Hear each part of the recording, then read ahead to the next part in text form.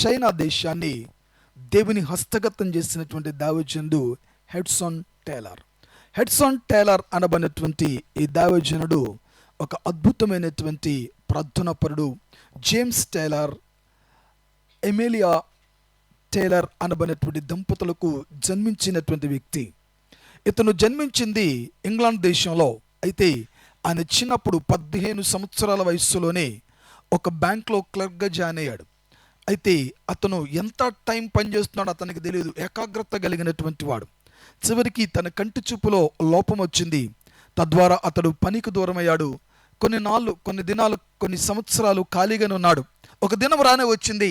తన తండ్రి యొక్క లైబ్రరీ హాల్లోకి వెళ్ళి తన తండ్రి యొక్క భక్తి కలిగిన ఆ గ్రంథాలన్నీ చదవాలని లోపల తన ఆ రూమ్లోకి ప్రవేశించాడు. అదే సమయంలో తల్లి ఎప్పటి నుంచో ప్రార్థన చేస్తుంది.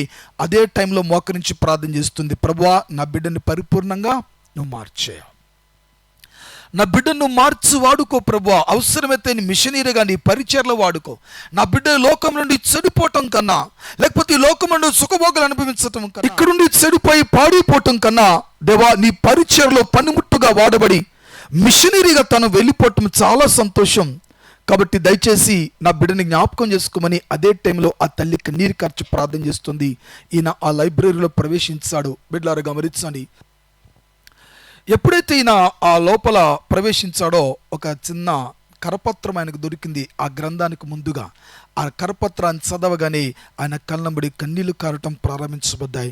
ఆ కరపత్రంలో రాయబడిన మాటలు అతన్ని ప్రభావితం చూపించగానే అదే లైబ్రరీలో అదే కరపత్రాన్ని పట్టుకుని అతను చైనా దేశానికి మిషనరీగా వెళ్ళాలని నిర్ణయం చేసుకున్నాడు. దీని స్తోత్రం కలుగునుగాక. ఆ తర్వాత పడరాని పాటలు, ఇంకొక దేశం నుంచి ఒక దేశానికి వెళ్ళాలంటే ఎంత దారుణంగా ఉంటుందో ఒకసారి ఆలోచన చేసుకోండి.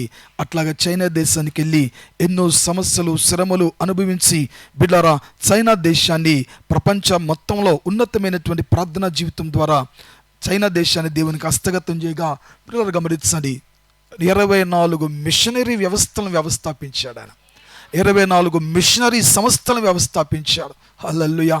పిల్లలు గమనించండి. ఒక్క సంవత్సరంలో దేవుడు అతన్ని ఉన్నతమైన స్థాయిలో దీవించగా ఒక్క సంవత్సరంలోనే 24 గొప్ప మిషనరీస్ని ఆయన వ్యవస్థాపింపజేసి ప్రపంచంలో చైనా దేశానికి రక్షణ తీసుకొచ్చినటువంటి ఏకైక దైవజనుడు ఈ హెడ్సన్ టేలర్. తన జీవితంలో దేవుని స్తోత్రం కలుగునుగాక.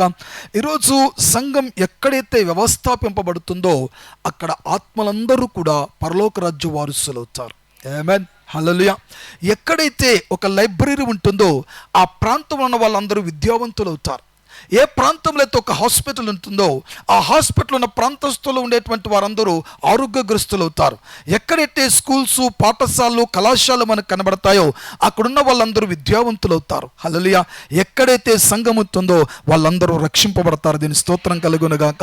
ఈ ఉన్నతమైనటువంటి ఆలోచన చేత ఈ దైవజనుడు ఆ స్థలానికి వెళ్ళి మిషనరీ యాత్రలో అద్భుతమైనటువంటి రిజల్ట్ సంపాదించాడు. అతని యాత్రా జీవితంలో అతనికి ఉండేటువంటి గొప్ప